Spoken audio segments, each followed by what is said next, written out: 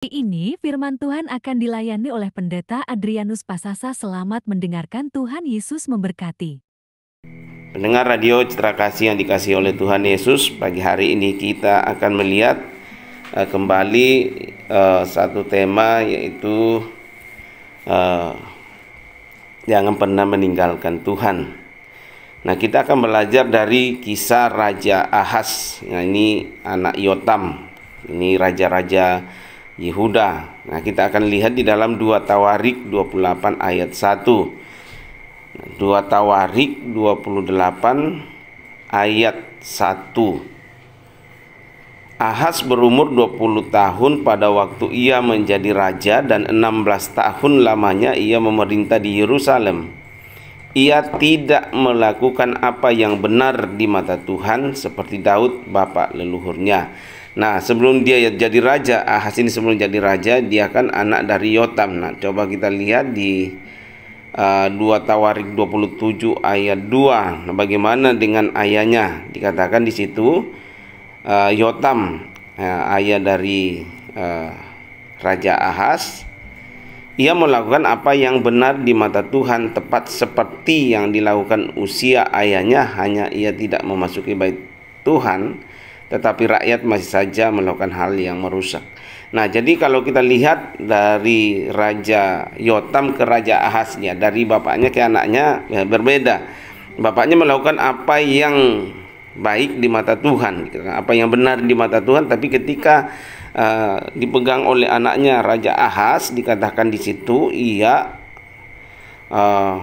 melakukan apa yang tidak benar di mata Tuhan. Nah, ini kenapa dia bisa melakukan, padahal ayahnya itu melakukan apa yang benar di mata Tuhan? Kenapa anaknya ketika jadi raja melakukan apa yang tidak benar di mata Tuhan? Nah, salah satu hal yang menyebabkan, kalau kita lihat di sini adalah raja Ahaz, ya, hidup bergaul atau hidup melakukan apa yang dilakukan oleh raja-raja Israel.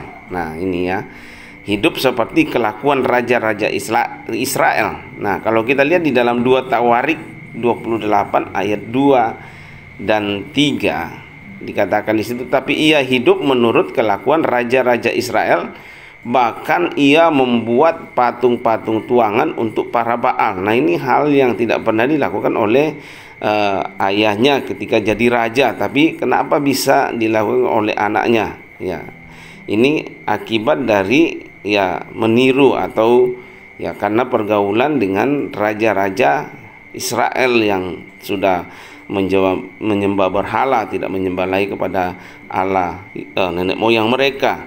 Dikatakan di dalam 2 Tawarik 28 ayat 2 dan 3, tetapi ia hidup menurut kelakuan raja-raja Israel. Ya, bahkan lebih jahat dari itu. Bahkan dikatakan ia membuat patung-patung tuangan untuk para Baal. Ia membakar juga korban di lembah Ben Hinnom dan membakar anak-anaknya. Nah, sebagai korban dalam api, ini lebih keji lagi ya, membakar anak-anaknya sebagai korban dalam api, sesuai dengan perbuatan keji bangsa-bangsa yang telah dihalau Tuhan dari depan orang Israel. Jadi kenapa Raja Ahaz kok melakukan hal yang lebih parah daripada raja-raja atau daripada nenek moyang mereka? Nah, bahkan dikatakan dia mempersembahkan atau dia membakar anak-anaknya, jadi lebih dari satu kan, sebagai korban dalam api. Ini adalah kelakuan yang dilakukan oleh bangsa-bangsa yang telah dihalau oleh Tuhan dari depan orang Israel. Nah, harusnya itu tidak terjadi ya, tapi ini pergaulan ya, ini sangat mempengaruhi ya, lingkungan itu sangat mempengaruhi apa yang dilakukan oleh raja-raja Israel. Nah, jadi harusnya mereka melakukan hal-hal yang baik di hadapan Tuhan, bukan lagi kembali melihat kelakuan raja-raja atau bangsa-bangsa yang telah dihalau oleh Tuhan dari hadapan mereka. Nah, ini yang dilakukan oleh Raja Ahaz adalah hal-hal yang keji di mata Tuhan, ya.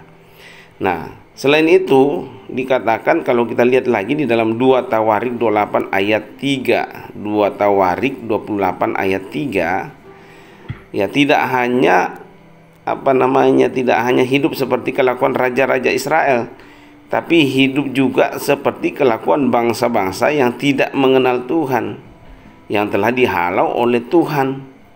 Nah, ini yang dikatakan tadi, ia membakar juga korban di Lebak Ben Hinom dan membakar anak-anaknya. Nah, ini kelakuan bangsa-bangsa yang telah dihalau oleh Tuhan, ya. Nah, harusnya itu tidak dilakukan. Artinya ini sudah dibuang oleh Tuhan dari hadapan mereka. Ketika mereka memasuki tanah Kanaan, mereka disuruh untuk menghalau bangsa-bangsa yang tidak menyembah Tuhan, yang menyembah berhala-berhala di situ. Kenapa Tuhan suruh menghalau bangsa-bangsa yang itu, walaupun Israel ya waktu itu ketika mereka masih belum terbagi dua, masih satu, ya mereka disuruh halau bangsa-bangsa yang ada di Kanaan. Supaya apa? Supaya mereka tidak terpengaruh dengan kelakuan bangsa-bangsa yang tidak mengenal Tuhan. Ya. Disuruh halau bangsa-bangsa yang ada di Kanaan. Jadi ketika Tuhan menjanjikan, ketika Tuhan membebaskan mereka dari perbudakan di Mesir, mereka dibawa lewat padang gurun, kemudian mereka memasuki tanah Kanaan, Tuhan berjanji bahwa mereka akan membawa mereka masuk di dalam tanah Kanaan yang berlimpah susu dan madu, tapi tidak langsung menikmati. Ada tugas mereka, salah satu tugas mereka adalah menghalau bangsa-bangsa penyembah berhala yang ada di tanah Kanaan. Nah, itu mereka sudah lakukan, ya sudah dihalau. Tapi dengan berjalannya waktu, ya ketika kerajaan ini terus silih berganti kepemimpinan di sana, dan setelah kerajaan itu terbagi dua, yaitu kerajaan Yehuda, ya, 2 suku di sana, kemudian kerajaan Israel yang 10 suku. Nah, kalau yang 10 suku ini sudah benar-benar sudah menyatu atau sudah hilang dari hadapan Tuhan, mereka sudah menjadi bangsa penyembah berhala juga, ya tidak lagi kepada Allah nenek moyang mereka. Ya, yang 2 suku ini ya masih menyembah kepada Tuhan, masih mencari Tuhan. Kalau kita bahas berapa kisah ya kepemimpinan raja-raja dari suku Yehuda, dan masih mereka mencari Allah. Nah, tapi kalau kita lihat tidak semua raja-raja Yehuda itu ya melakukan apa yang baik di mata Tuhan. Nah, salah satu yang kita bahas pada pagi hari ini yaitu Raja Ahas, ya walaupun orang tuanya atau bapaknya ketika jadi raja yaitu Yotam melakukan apa yang benar di mata Tuhan, tapi ketika di kepemimpinan di bawah Raja Ahas ini kembali melakukan hal-hal yang tidak menyenangkan hati Tuhan, bukan mencari Tuhan seperti Raja Yotam ayahnya, tapi malah lebih kejam lagi. Jadi dikatakan kelakuannya seperti bangsa-bangsa yang telah dihalau oleh Tuhan. Ya, kemudian tidak hanya itu, kelakuan Raja Ahas juga seperti kelakuan raja-raja Israel. Nah, bagaimana kalau kita tarik dalam setiap kehidupan kita juga? Ya, artinya ya ketika kita dibebaskan, ya kita dulu budak dosa. Kalau kita gambarkan ya seperti bangsa Israel ketika diperbudak di Mesir, ya mereka dibebaskan oleh Tuhan. Artinya ini gambaran kehidupan rohani kita juga. Ya, dulu kita adalah budak dosa, kemudian kita dibebaskan. Ya, kita dibebaskan dengan pengorbanan Tuhan Yesus di atas kayu salib. Ya, kita sudah ditebus dengan darah yang mahal, dan dikatakan sudah lunas dan sudah tuntas semuanya. Artinya ketika kita sudah hidup di dalam Kristus, kita hidup baru, ya harusnya hal-hal yang baik yang harus keluar dari setiap kehidupan kita. Tapi seringkali kita kembali seperti hidup yang lama, ya, sama dengan Raja Ahaz ini. Ya, artinya mereka sudah dibebaskan dari perbudakan, kemudian mereka diberikan penyertaan Tuhan yang luar biasa sampai masuk di dalam tanah Kanaan. Bahkan dikatakan di dalam menghalau bangsa-bangsa yang menyembah berhala juga di tanah Kanaan, mereka tidak berperang, Tuhan yang berperang bagi mereka. Jadi begitu luar biasa penyertaan Tuhan. Tapi akhirnya mereka, ya, kelakuan raja-raja selanjutnya itu ya meninggalkan Tuhan, malah menyembah kepada Allah-Allah yang telah dihalau dari hadapan mereka, bangsa-bangsa yang tidak mengenal Tuhan. Ya, kelakuan raja-raja Yehuda ini ya sama dengan ya bangsa-bangsa yang sudah dihalau oleh Tuhan dari hadapan mereka. Ya, salah satunya tadi melakukan ya penyembahan dengan membakar anak-anak mereka sendiri. Ini apa, sesuatu yang menyakitkan hati Tuhan, ya.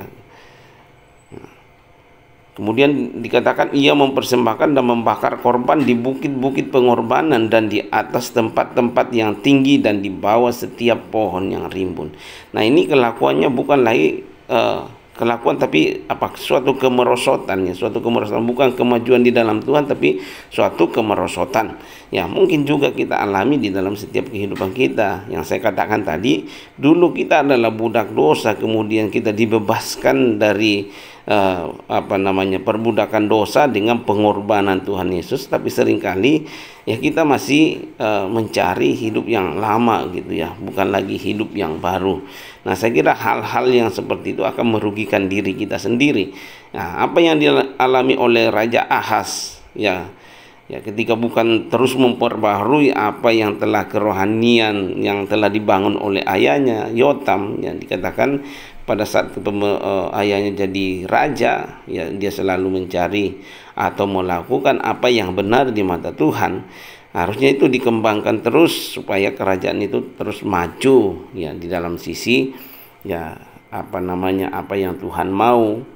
Tapi malah ya merosot, merosot, dan tentu ya dampaknya bukan hal yang baik, ya. Sama di dalam kehidupan kerohanian kita juga. Kalau kita mengalami kemerosotan di dalam kerohanian kita, bukannya hal-hal yang baik yang akan keluar dari kehidupan kita, bukannya hal-hal yang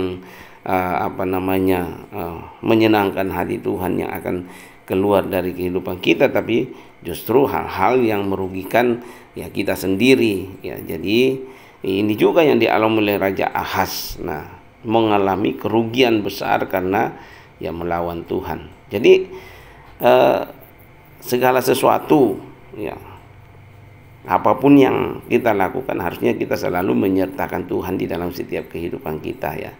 Ya, apapun yang kita lakukan, apapun yang kita kerjakan, jangan pernah meninggalkan Tuhan, tapi sertakan Tuhan di dalam semuanya, supaya ya tadi ketika kita tidak menyertakan Tuhan, ya kita sendiri akan mengalami kerugian-kerugian gitu.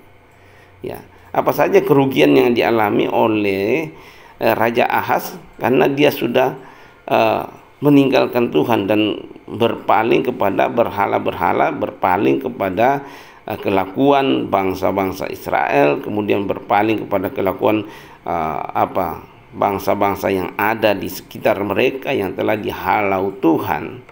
Ya, artinya ya dulunya hidup kita sudah baik dengan Tuhan, ya sudah dibangun dengan demikian baik gitu. Tapi ya akhirnya kita jatuh dan ya tidak kembali, ya malah semakin jatuh gitu kan. Nah, tentu ya hal yang kita alami adalah hal-hal yang merugikan kita sendiri. Nah, kalau kita lihat Raja Ahaz, kerugian apa saja yang dialami di sini? Ya, dikatakan di situ kalau kita lihat di dalam 2 Tawarik 28 ayat 5, sebab itu Tuhan Allahnya menyerahkannya ke dalam tangan raja orang Aram, ya.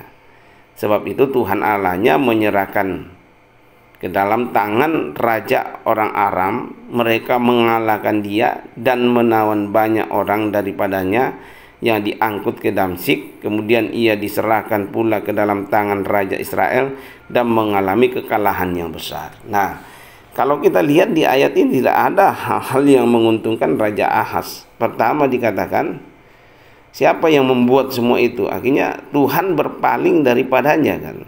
Ya, karena ketika Raja Ahaz berpaling mencari Allah-Allah yang bukan Allah nenek moyang mereka, bukan Allah Israel, ya, maka hal-hal yang merugikan itu yang akan terjadi dalam hidupnya.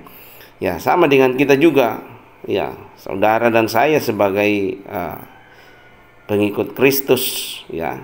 Kalau kita tidak mencari Tuhan, kalau kita berpaling daripada Tuhan, bahkan kita kembali ke cara hidup kita yang lama, maka ya bukan hal-hal yang menguntungkan yang kita akan alami, tetapi malah hal-hal yang merugikan diri kita sendiri. Nah, sama yang dilakukan oleh Raja Ahaz, dikatakan di situ, ya, diserahkan ke dalam tangan orang Aram. Artinya apa? Kalau kita diserahkan ke tangan orang Aram, berarti dibawa kekuasaan orang lain, ya, dibawa kekuasaan bangsa lain, ya, artinya dijajah, ya. Gimana sih rasanya dijajah, ya? Artinya tidak bebas kan, ya, tidak bebas, ya. Sama juga kalau kita kembali ke cara hidup kita yang lama, artinya kita dijajah oleh cara-cara hidup yang lama, ya, bukan hidup yang baru, bukan, tidak ada kebebasan di situ. Kalau kita dulu misalnya kita diperbudak oleh dosa, ya, akhirnya kita dibawa kekuasaan dosa. Jadi apapun yang kita lakukan adalah hal-hal yang bukan menyenangkan Tuhan. Kalau tidak menyenangkan Tuhan, ya otomatis juga akan merugikan diri kita sendiri. Kenapa bisa begitu? Ya, lah Tuhan yang mengatur semuanya. Berkatmu dari mana? Dari Tuhan. Ya, hidupmu siapa yang tentukan hidup mati kita? Tuhan. Nah, segala sesuatunya kan diatur oleh Tuhan kan. Ya, dari kalau kita sudah berpaling daripada Tuhan, berarti apa? Ya, kerugian yang akan kita alami kan. Ya, sama dengan yang dialami oleh Raja Ahaz. Nah, sebab itu Tuhan dikatakan Tuhan Allahnya menyerahkannya ke dalam tangan orang Aram. Artinya mereka tidak bebas lagi dalam banyak hal gitu kan. Ya, tidak bebas lagi beribadah mungkin karena ya Raja Aram adalah raja-raja yang tidak mengenal Tuhan. Ya, tidak bebas lagi untuk ya, walaupun dia sebagai raja, tapi kalau di bawah kekuasaan orang lain, ya tetap aja dia diatur gitu kan. Ya, sama waktu kita dijajah oleh Belanda atau Jepang, lah semua mereka yang ngatur kan. Ya, ya, semua mereka yang ngatur. Arti siapa yang jajah gitu ya, itu yang ngatur. Nah, kalau kita dibawa jajahan dosa, ya berarti ya dosa yang mengatur kita. Kita dibawa jajahan dibawa kedagingan, berarti kedagingan yang mengatur kita. Nah, tentu hasilnya juga bukan hal-hal yang baik yang menyenangkan Tuhan, tapi hal-hal yang terbalik, ya, yang akan merugikan ya diri kita sendiri. Nah, ini Ahaz dikatakan diserahkan ke dalam tangan raja orang Aram. Ya, artinya dibawa kekuasaan raja bangsa lain. Ya, mereka yang diatur, ya. Kemudian mereka mengalahkan dia dan ya, namanya juga Tuhan sudah menyerahkan mereka, artinya Tuhan yang mengendalikan semua kan. Kalau Tuhan sudah katakan aku serahkan kepada dalam tangan bangsa-bangsa lain, pasti itu terjadi. Ya, kalau Tuhan juga, kalau kita meninggalkan Tuhan, berpaling daripada Tuhan, dan Tuhan bilang ya udah saya serahkan kamu dalam kesusahan, ya, berkatmu tidak akan ada, kamu akan susah bekerja, ya, lah itulah yang akan terjadi. Ya, sama juga apa yang dialami oleh Raja Ahaz, dikatakan ya di bawah tangan kekuasaan Raja Aram, dia dikalahkan. Kemudian tidak hanya dikalahkan sampai di situ, kalau masih dikalahkan mungkin masih bisa memperbaiki kembali, bangun lagi, tapi ditawan ya, dan tidak hanya dia, banyak orang yang daripadanya yang diangkut ke dalam akhirnya dibawa ke dalam ya pengasingan, pembuangan gitu, artinya dibuang gitu. Ya, kalau dibuang berarti dibawa dari tempat asalnya kemudian ke tempat yang asing bagi dia. Ya, nah ini akibat dia tidak ya mencari Tuhan, akibat tidak melakukan apa yang benar di mata Tuhan. Ya, itu akan terjadi. Ya, Raja Ahaz tidak hanya dibawa jajahan, tidak hanya tapi ditawan, kemudian juga diangkut, ya tidak hanya rajanya tapi juga banyak orang dikatakan daripadanya yang diangkut ke Damsyik, ya dibawa ke dalam pembuangan, ya ke negeri yang mereka tidak kenal. Ya sama kalau kita, gimana rasanya kalau kita biasa tinggal di rumah kita, tiba-tiba kita diangkut dari rumah kita dan dibawa ke tempat yang tidak kita kenal, ya dengan tidak bawa apa-apa gitu, gimana rasanya? Ya tentu kesusahan yang kita alami di situ. Sama kalau kita diangkat misalnya dari suatu yang nyaman, mungkin kita sudah posisinya di ketua, tiba-tiba diturunkan, ya gimana rasanya? Pasti dikatakan dulu orang yang banyak yang power syndrome gitu ya, nggak terima gitu, seperti itu. Ya, tapi itulah akibat dari ya kalau kita tidak taat sama Tuhan, ya.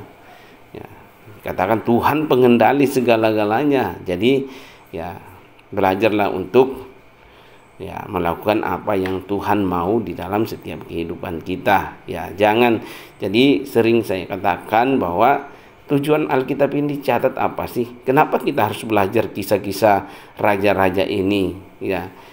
Nah, kembali Tuhan yang mereka sembah, Allah yang orang Israel sembah, sama dengan Allah yang kita sembah juga saat ini.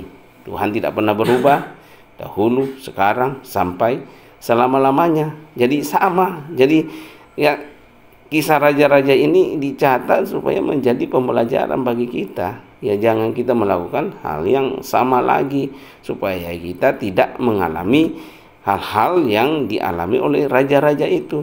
Ya sama kalau Raja Ahaz, coba aja kita tinggalkan Tuhan. Ya mungkin tidak sama kisahnya lah gitu ya, kejadiannya sama, tapi inti sama juga kan. Ya misalnya ya kita sudah punya kenyamanan, misalnya kita sudah diberkati dan kita sudah mulai sombong, tidak lagi mencari Tuhan, sudah mulai berjalan mengandalkan kekuatan sendiri. Lah tunggu aja Tuhan turun tangan untuk ya mengambil semua kembali itu. Ya. Jadi belajarlah dari kisah-kisah raja-raja yang kita sudah bahas ya. Nah, ini Raja Ahaz dikatakan tidak hanya diserahkan ke dalam tangan raja atau ke dalam tangan bangsa lain, ya, tapi juga mereka dikalahkan. Kemudian tidak sampai di situ, mereka ditawan lagi, dan tidak hanya rajanya, tapi banyak orang daripadanya diangkut ke negeri yang asing, ya, ke Damsyik yang mereka tidak kenal.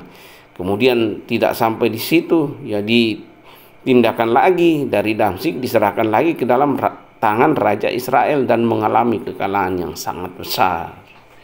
Ya, apa yang sudah mereka nikmati kan lebih enak gitu kalau kita nikmati kerajaan yang Tuhan sudah berikan. Kerajaan ini bicara apa itu ya?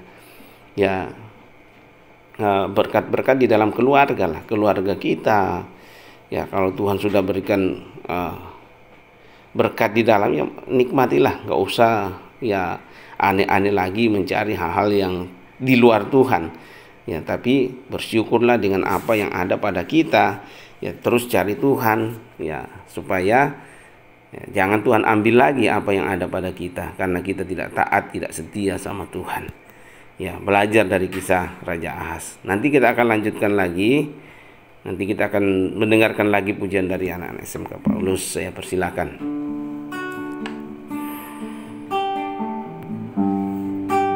Yang terjadi ketika kita tidak mencari Tuhan atau meninggalkan Tuhan. Nah, kalau kita lihat di dalam Kolose 3 ayat 17, dan segala sesuatu yang kamu lakukan dengan perkataan atau perbuatan, lakukanlah semuanya itu dalam nama Tuhan Yesus sambil mengucap syukur oleh Dia kepada Allah Bapa kita. Jadi segala sesuatu harusnya kita lakukan ya di dalam nama Tuhan Yesus, ya, mengucap syukurlah, ya, supaya saya katakan tadi jangan sampai apa yang ada pada kita diambil lagi oleh Tuhan karena ya kita tidak mencari Tuhan, ya, kita meninggalkan Tuhan, dan kita yang paling sulit ya biasanya orang susah untuk mengucap syukur ya. Nah, jadi di dalam Kolose 3 ayat 17, dan segala sesuatu yang kamu lakukan dengan perkataan dan perbuatan, ya, apapun yang kita perkatakan, apapun yang kita perbuat, ya, mari kita lakukan semuanya itu di dalam nama Tuhan Yesus sambil mengucap syukur, ya, karena Tuhan adalah pengendali segala sesuatu, ya, oleh Dia kepada Allah Bapa kita, ya. Nah, kalau kita lihat apa yang dilakukan oleh Raja Ahaz, yang dia tidak bersyukur sebenarnya, ya, apa yang sudah sebenarnya ditinggalkan, kerajaan yang diwariskan kepadanya oleh ayahnya Yotam adalah sudah dalam keadaan yang baik gitu, ya, yang baik, ya, dalam ukuran, ya, zaman itu, ya, sesuatu yang baik. Tapi ya sayang, ya, apa yang baik yang sudah diberikan oleh Tuhan, ya, dihancurkan oleh Raja Ahaz, ya, bukan lagi, ya, melakukan. Karena apa? Karena tidak melakukan apa yang dilakukan oleh nenek moyang mereka seperti Daud yang terus mencari Tuhan gitu, ya.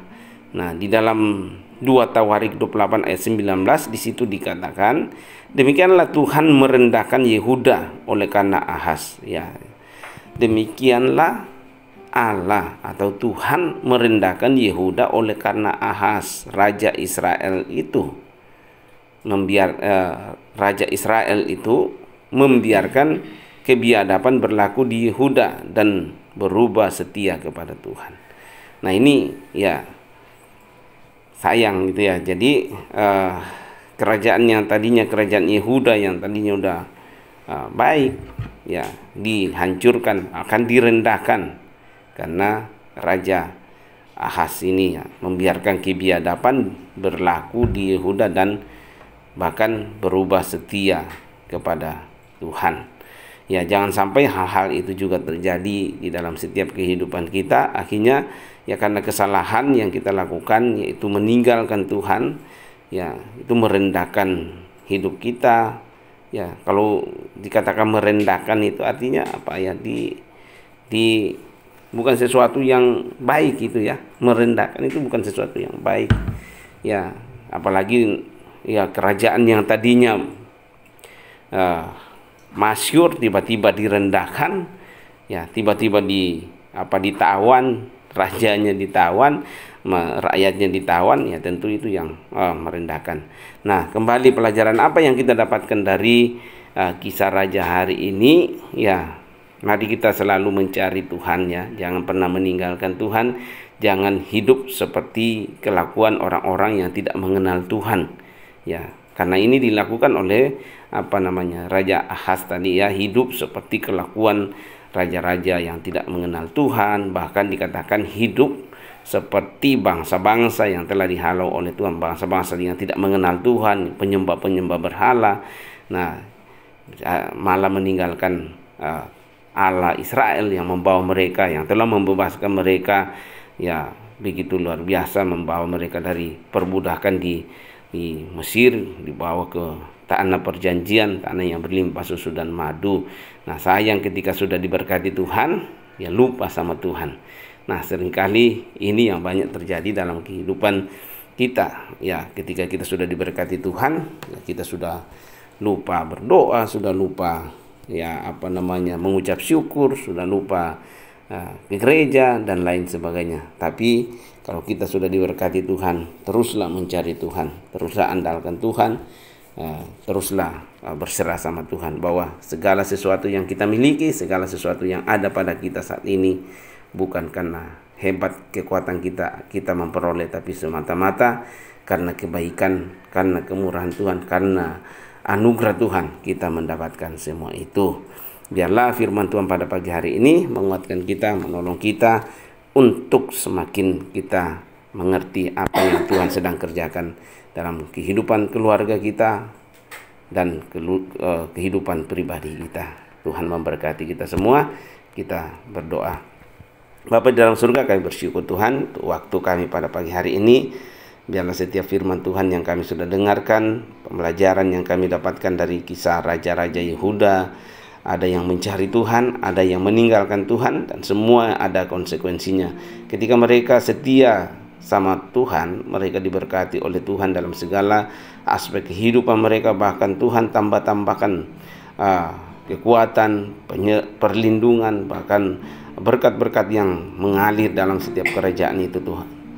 Dan ketika mereka meninggalkan Tuhan, hal sebaliknya akan terjadi dalam setiap kehidupan mereka. Biarlah kami juga belajar semuanya dari itu Tuhan, untuk selalu mengutamakan Tuhan dalam hidup kami, mencari Tuhan dalam hidup kami, menyertakan Tuhan dalam hidup kami, bahwa semua terjadi karena Tuhan, semua dikendalikan oleh Tuhan. Kami sekuat apapun kami Tuhan, kami terbatas, Engkau Allah yang dahsyat yang akan selalu menyertai kami. Terima kasih, berkati daerah kami Tuhan, kota kami. Biarlah semua dalam perlindungan Tuhan, setiap pemerintah Tuhan yang menyertai, mereka memerintah dalam takut akan Tuhan. Berkati setiap pendengar Radio Citra Kasih, Tuhan berkat-Mu mengalir dalam setiap keluarga-keluarga mereka. Yang sakit Tuhan sembuhkan, yang dalam kesusahan Tuhan hiburkan.